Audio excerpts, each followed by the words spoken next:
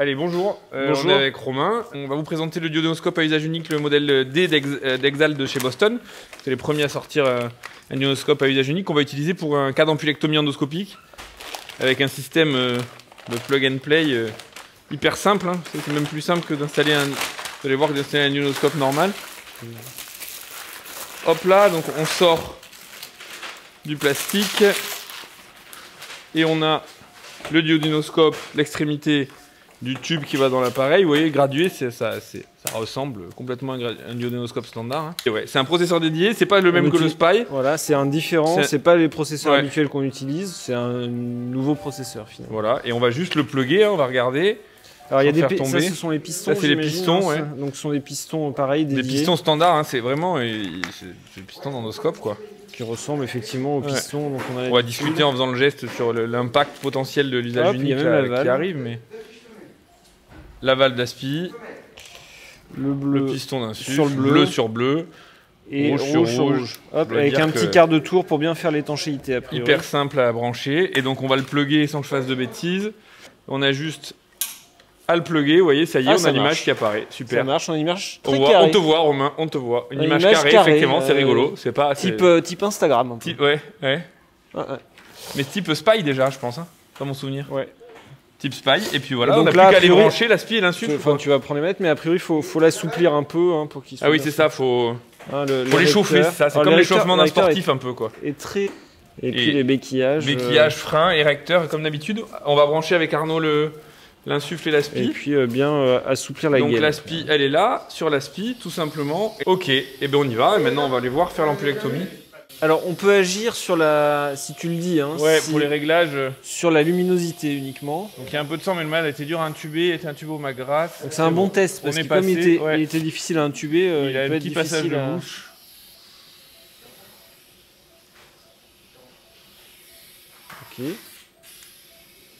Ok. Super, on est dans l'estomac. En train de progresser en transcentral.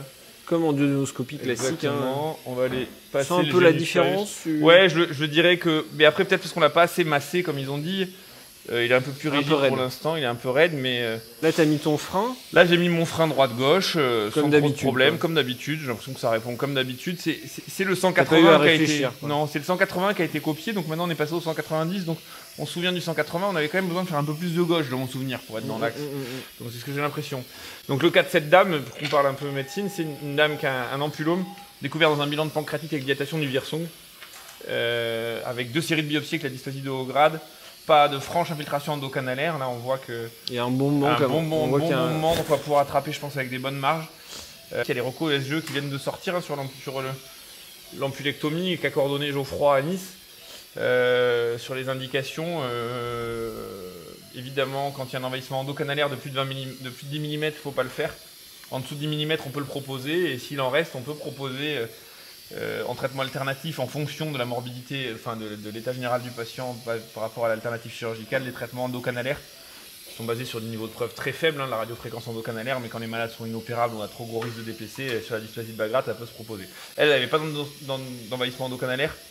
J'ai refait une écho-endo récemment, je n'avais pas fait l'ampulectomie dans le même temps parce qu'elle voulait réfléchir, elle était stressée, donc elle a pris sa décision. Et donc sur le côté technique, hein, je crois que maintenant il n'y a plus de doute, il y a plusieurs essais randomisés, on n'injecte pas. Hein. On n'injecte pas, sauf s'il y a une extension duodénale, mais j'ai pas l'impression, là, tout à l'heure, vous regardez un peu dessous. Oui, l'érecteur est très souple par rapport au béquillage, t'as raison. Le béquillage, les freins, c'est assez rigide, le tube est rigide, mais l'érecteur, lui, est souple. Ok. Donc tu vas plutôt piquer à midi, j'imagine. Ouais, voilà, et après d'aller... Et puis à laisser rentrer dans l'ensemble. On va voir si on va pas tenter d'ancrer un peu la pointe à l'image des mucos. Tu vas me sortir que la pointe au début, alors il faut que je relâche un peu mon érecteur. Il y a quelque chose qui va être intéressant aussi, c'est savoir la force de l'érecteur, savoir est-ce qu'il va contraindre l'anse comme le fait les duodéno Olympus. Voilà, je vais ancrer un peu la pointe. On va essayer de se remettre comme ça, et en fait, j'arrive pas trop à... il va passer en dessous, il n'est pas trop souple. Voilà, c'est pas mal. Voilà, le petit mouvement qui n'est pas toujours facile. Voilà, super. On a inversé. Il va rentrer dans l'anse. Et normalement, on devrait réussir à la faire rentrer. Je refais un peu de up et on va fermer doucement, ferme doucement. Non, attention, ferme doucement. Ferme doucement. Ferme doucement. Voilà. Okay, on a l'impression qu'on a des bonnes marges. Vous voyez là, elle était un peu alors ce qu'on n'a pas précisé, c'est que tout est prêt. Ah oui, tout est hyper important. Toujours sur une ampulectomie, vous savez, le risque c'est la pancréatite. D'ailleurs, on va pouvoir lui passer du Ringer rapidement. Et on a tout ce qui est prêt pour mettre la prothèse pancréatique derrière pour diminuer le risque de pancréatite. Et on a choisi de mettre, on vous montrera une prothèse biodégradable Archimède de Medtronic. On est avec le VIO3, là tant qu'on tient la papille, il n'y a pas de risque, on y va en endocouple. Q, 2, 2, 2. Voilà, super, on va prendre tout de suite le sphinctéro, on a des bonnes marges, on va récupérer la pièce, attends vas-y, d'abord on va récupérer la pièce. Oh, on va aller se le mettre et on va aller ensuite mettre la prothèse.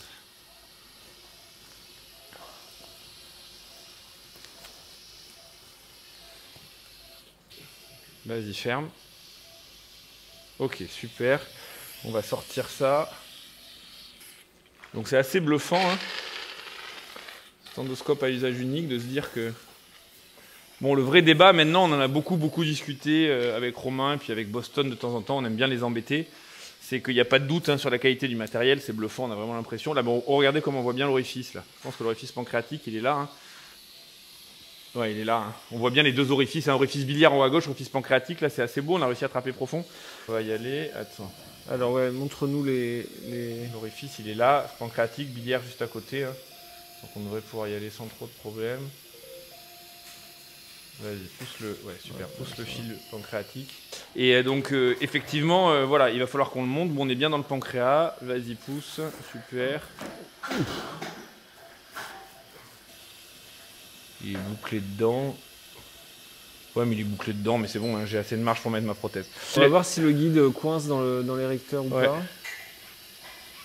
J'ai l'impression que tu le tiens. Hein. Ouais, j'ai l'impression que je le tiens.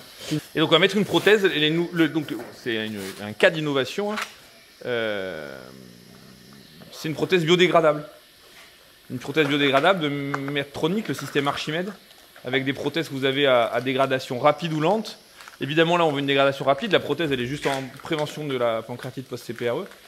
Et donc, elle est en dégradation de 12 jours. Hein. Ok, donc super. Donc, elle va... Tu la montes, voilà, dans le petit bout ouvert à l'extérieur, exactement. Voilà, super. Et on va prendre un pousseur standard. Il n'y a pas de pousseur, il y a juste la prothèse. Donc, on prend un pousseur Boston standard de prothèse pancréatique pour la mettre en place. Je sais qu'il y a des équipes, nous, on ne fait pas ça, qui mettent très facilement une prothèse biliaire aussi. Ouais. Donc j'ai relu bien les recos, il y a un truc qui est intéressant, ils disent que c'est très utile quand il y a un saignement per-geste. Ouais. Et pour avoir eu des saignements per-geste récemment, je comprends pourquoi, parce que ça permet de bien, déjà s'il y a une part de saignement sur le canal, de bloquer, et puis de faire tranquillement de l'argon ou de la pince coagulante autour de la prothèse biliaire. Donc je dois dire que oui, la prothèse, j'ai l'impression de pousser une prothèse classique. Faire attention, je pense, de prendre un peu de distance pour ne pas la mettre dedans. Quoi. Oui, c'est ça, parce que comme on n'a pas le marqueur central, tu as raison, des prothèses il n'y a pas de vraie ailette, donc là, elle se pousse très bien sur le fil de 0,25. Il y a l'ailette pour éviter la Vous voyez, je prends un peu de marge pour ne pas la pousser d'un coup dedans. Ok, voilà, stop. Allez, déjà là, vas-y, on va retirer le fil, Paula, s'il te plaît. Super, vous voyez, elle est larguée. Ce que j'aimerais bien voir un petit coup de scopie, Romain, c'est si elle est radio opaque. Est-ce qu'elle est radio opaque? Ah ouais, on la voit, elle est bien radio opaque. Non, c'est sympa, c'est pas mal. Bon, mais c'est top. Et merci à tous. Merci.